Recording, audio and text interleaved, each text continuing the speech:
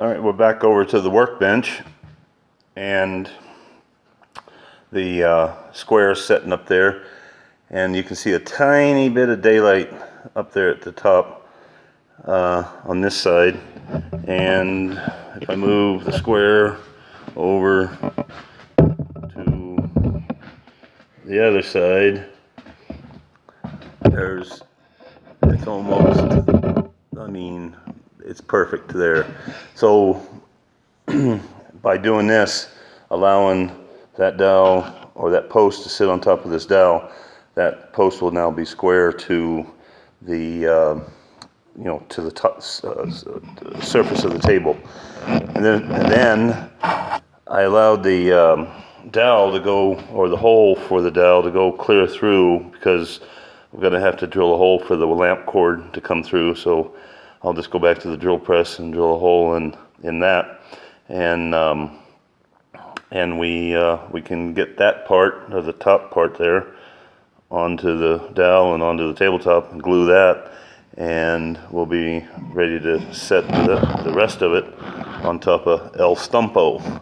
So we'll pick this up when we get another step closer. Okay, all right, I've got the dowel rod that's going to secure the top to the lamp post, and I suppose you could do it in a drill press, but it's kind of hard to hold without making a special clamp and something to hold a dowel rod straight, so that when you drill the hole through it, you'll pretend you drill in there, so that you end up being straight. You can do it. It just takes an extra step. If you have a lathe, then you can. Oh God, I don't know where I'm going to sit this. Hang on. If you have a lathe and you can outfit your tailstock with a drill chuck, and then in this case I've got a brad point 5/16 bit in there, and then the 3-jaw chuck there. So if you have a lathe, that's the best way to do it. Simplest, I should say. But you could do it with a drill press, but we're just going to chuck it in the lathe and drill until I can't advance a bit any further. I'm going to be pretty darn close, but I'm not going to force it. We'll just turn it around and go from the other side, or the other end.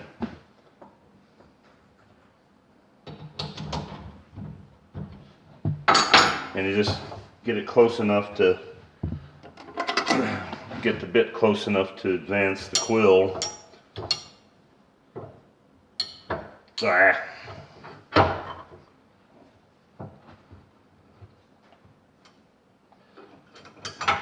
Clamp the tailstock down.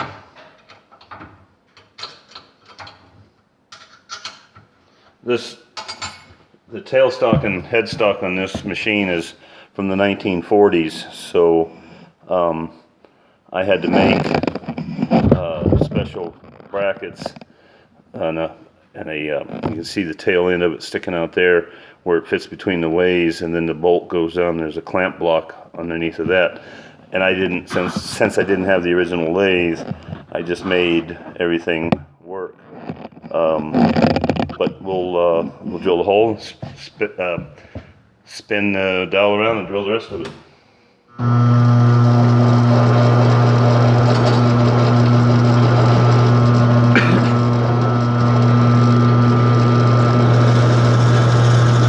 I'm just advancing the quill through the dowel. I'll get most of the way. Back him out.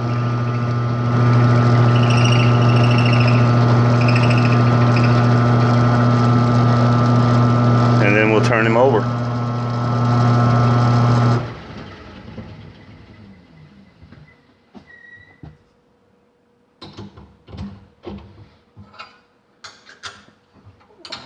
I gotta back the tailstock up so I can turn it.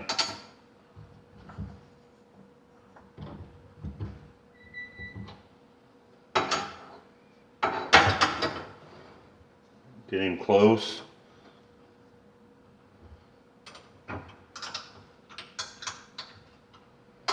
and do it again.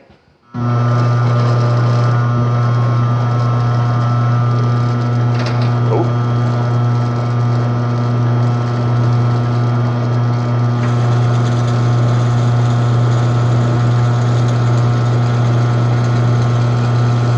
And it looks like I'm through. No more chips are coming out, so I'll clean it just to be sure. Yep, we're good.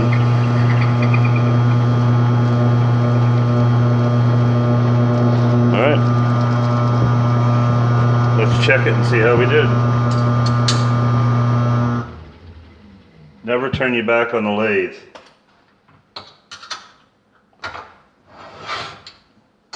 Never.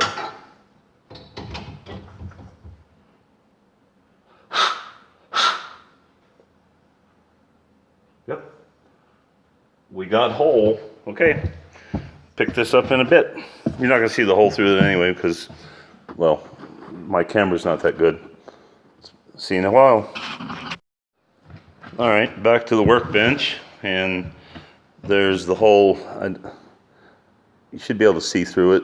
Yeah, you can see the log at the other end of it. So that's pretty good. And now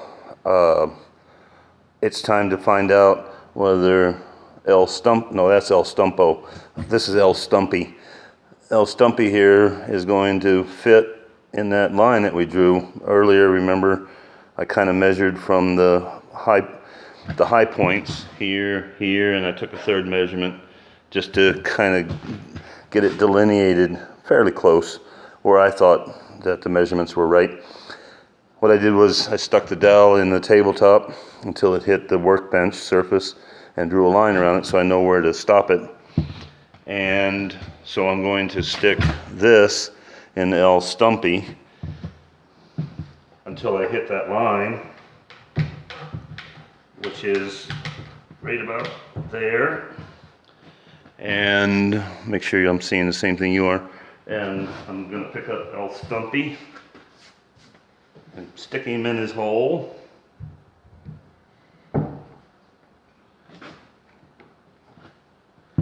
And if I bring you, actually I'm going to take you off the tripod, and those are the clamps that keep the camera from flying off the tripod. If you look down and you see the line that I drew earlier around El Stumpo, and I would say that those measurements that I took are pretty darn close. You can even see the line right there. I don't think God could have done this any better. Well, certainly Jesus, because he didn't have the tools. But, so now I'm ready to move on. And the next step is to drill the holes in this pair of upper members, and into the bottom of this bottom of this top. So we'll pick that up when I get closer to there. All right, now it's time to set the tabletop onto El Stumpo. And I think I've got it positioned here where it looks presentable, although I'm thinking that it's too far back from the front edge, which is where that clamp is. So I'm going to move it forward. Now it comes the time of drilling a hole. Well, or holes in this case, because there's two. See? Well, right there, two of them. Two stumps in one. The first one you've seen, I showed you where the hole was almost perfect based on the mark that I had placed around there. And you're questioning me, you're saying to yourself, well, gee willikers, Joe, how in the world are you going to do this and get those holes exactly right? Well, I'll show you. Stand by a second. Let me get the tripod.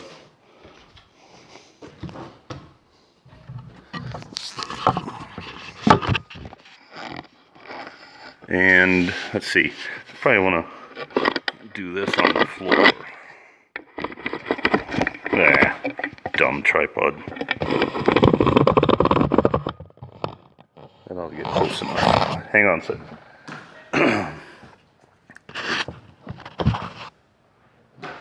This isn't a Cecil B. DeMille production here, so what you see is what you get. Okay, that'll be close enough.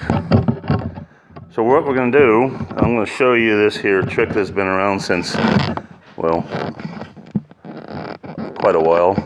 Well, as far as I know, since I've been around. I'm going to take this all apart.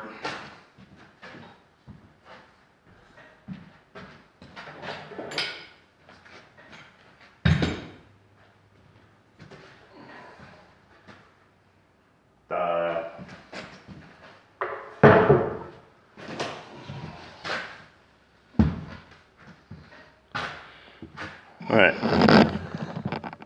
So since we know we have two individual pieces there, how can you possibly drill a hole in each one of those and then accurately drill the corresponding holes in there? Well, here's how you do it. You take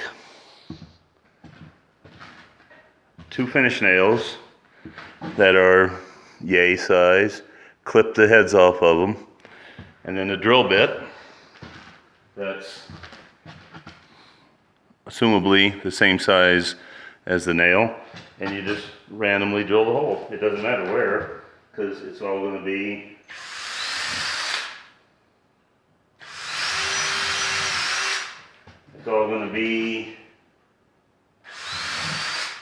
I'm kind of not drilling. Can I see the same thing you are? I'm kind of not drilling more towards the center because there's a pith there, right here. And the drill bit won't follow it accurately, whereas I can follow the nail hole. So you take your clipped off nails, your trusty tack hammer, and you tack the nails into the hole. Hopefully you didn't drill too deep.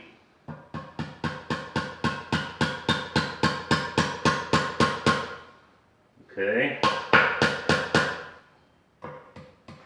Whoop. Looks like I drilled too deep on that day. You don't want to drill too deep because the nail will push down and the next procedure won't work if the nail is allowed to get too deep.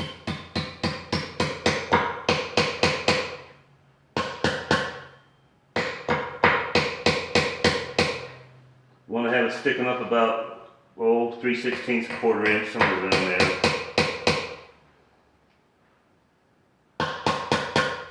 Alright. And then, this is called the nail and paper trick, by the way. After your nails are there, you know the surface that's going to get drilled. Take your paper, lay it on there, tape it down.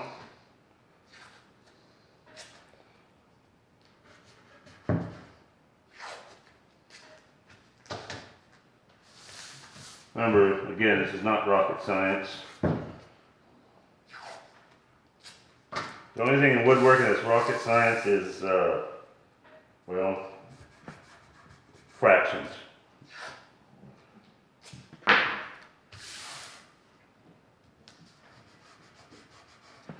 Alright, now, so this table's upside down, so this is the bottom, and I know that the orientation of this El Stumpo, or El Stumpy, I know that bulbous knot there is the front, and I know that obviously this is what is supporting the table, and those two nails that had been driven into the top surfaces there will make an indentation into the paper where those 2 points would be the center points of the holes that you drill. And from this moment on, I had drawn around underneath of the paper there before when it was setting up where that stump would be sitting or in position. And since the paper's there, obviously that mark is no longer visible. But I have an idea about where it's going to go, and I know it's going to be generally centered left and right. So let's just pick him up and kind of tip him up, and then push him down, and he'll make indentions in that paper.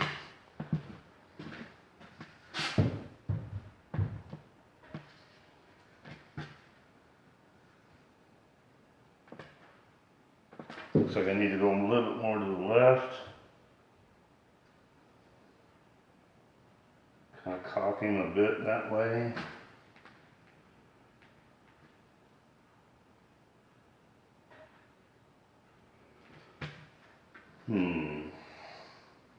That looks about right. Dummy. Yeah, based on this, if this was a solid straight line, you know, regardless of these curves, the distance here to that would be about the same. I'm going to call that good. All right, so I push down, pick it up.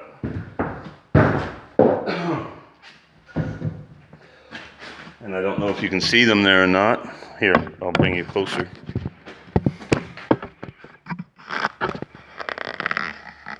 But right there and right there are the two holes.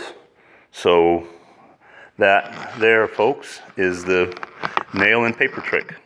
That would only cost normal people $15. You get it for free because, well, you're swell and special. All right, I'm going to drill these holes and we'll get back in a bit.